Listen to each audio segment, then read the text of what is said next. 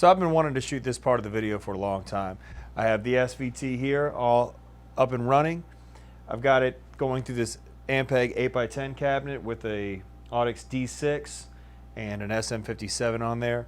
The D6 is going to give you a better representation of the low end, and the 57 is just, you know, a tried and true microphone that pretty much works for most everything. Again, right now I've got the preamp gain pretty much all the way up, mid-range down, treble almost all the way up, bass almost all the way up, and none of the ultra high or ultra low toggle switches are engaged yet. So I mean, it pretty much has a really nice modern bass tone, and the master volume on the back is not even halfway up.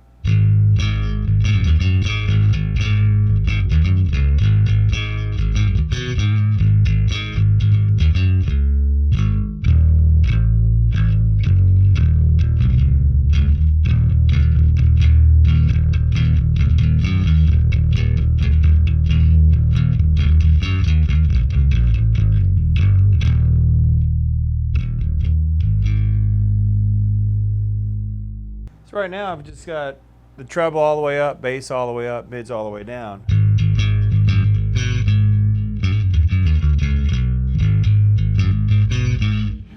If we go to the ultra low and raise it up a little bit, it pretty much moves the whole shelf towards the lower end of the spectrum and just gives it a deeper tone.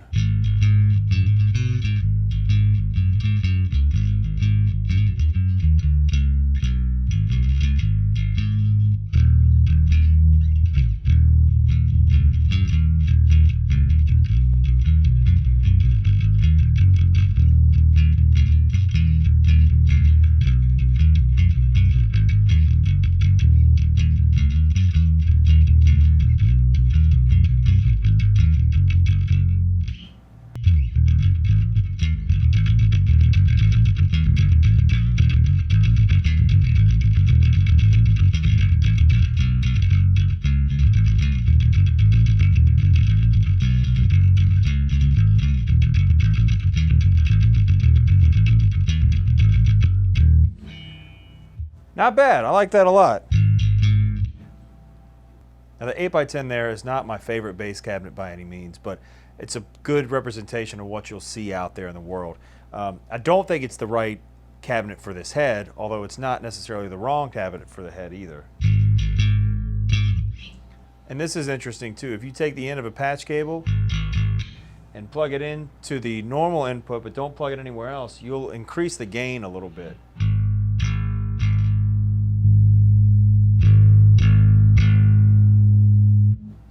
I don't know how to explain that, but it's probably some form of like wizardry or magic or whatever.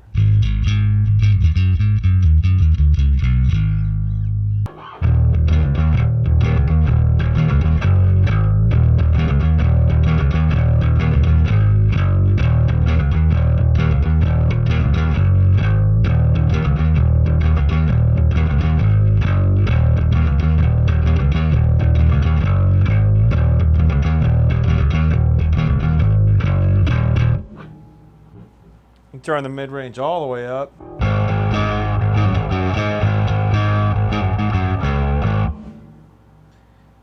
Now if we flip this switch to 3K, that's quite a big difference from 800 Hertz.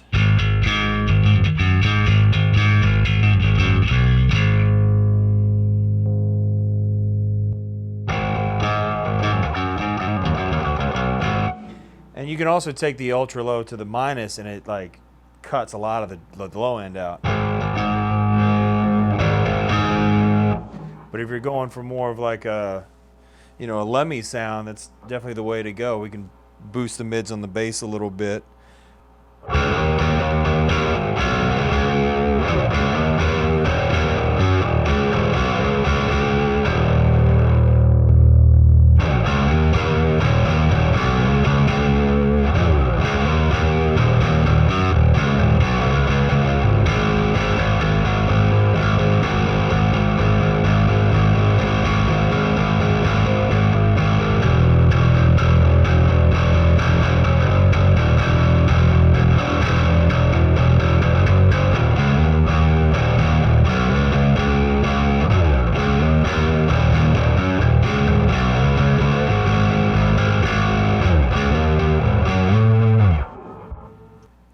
not much of a bass player, so I don't really know where to go with this.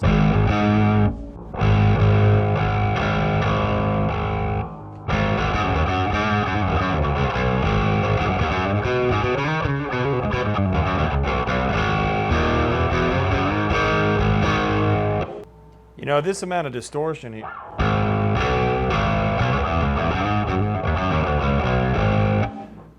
it's hard to get that out of these things without going deaf. So that master volume makes a huge difference, and I'm really, really happy with the result. And plus the fact that you can get closer to a modern sound that's not, you know, it's got plenty of defined low end and it's not farting out. It helps this amp out a lot. That's channel 1. Let's move over to channel 2 and see what the difference is there.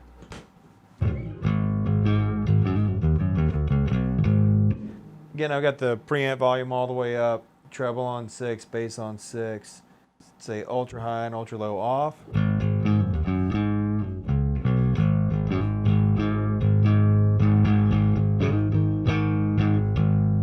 Really, with everything almost all the way up, sounds the best on this channel.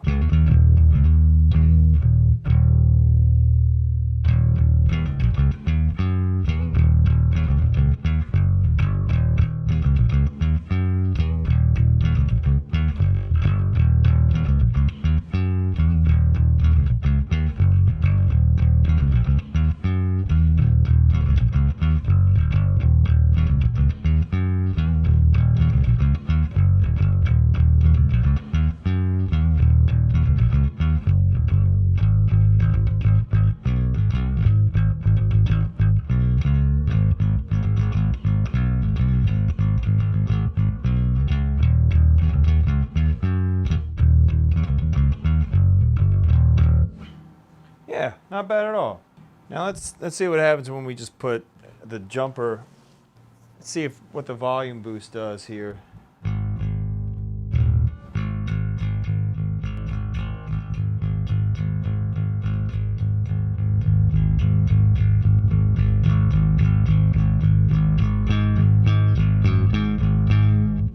Not as drastic as the difference there.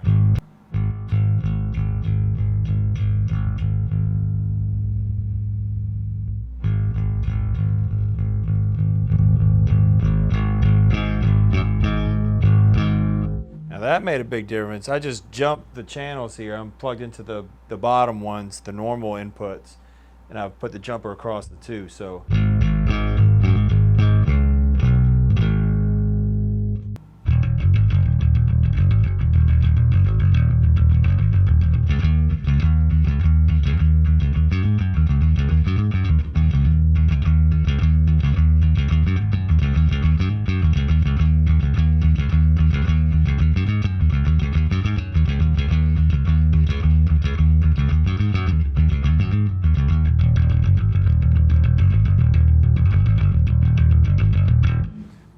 well, that's really cool. The fact that you can jump the channels and still get a pretty good usable tone there.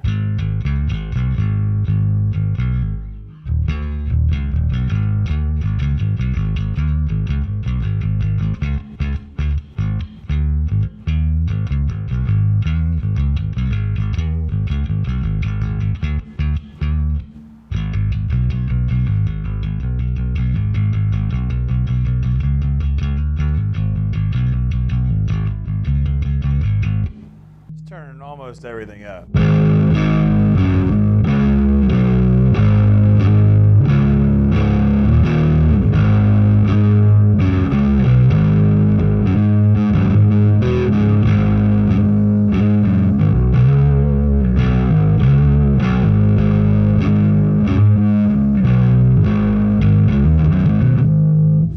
I think that's pretty damn cool. The MTI era SVT with the master volume mod.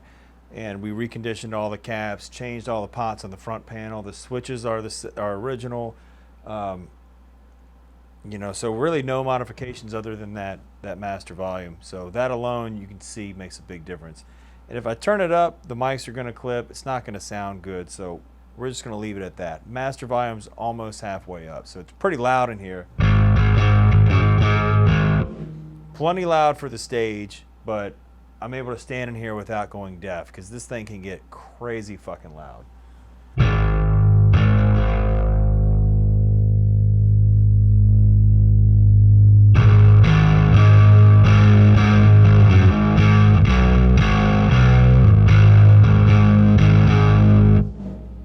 That's almost completely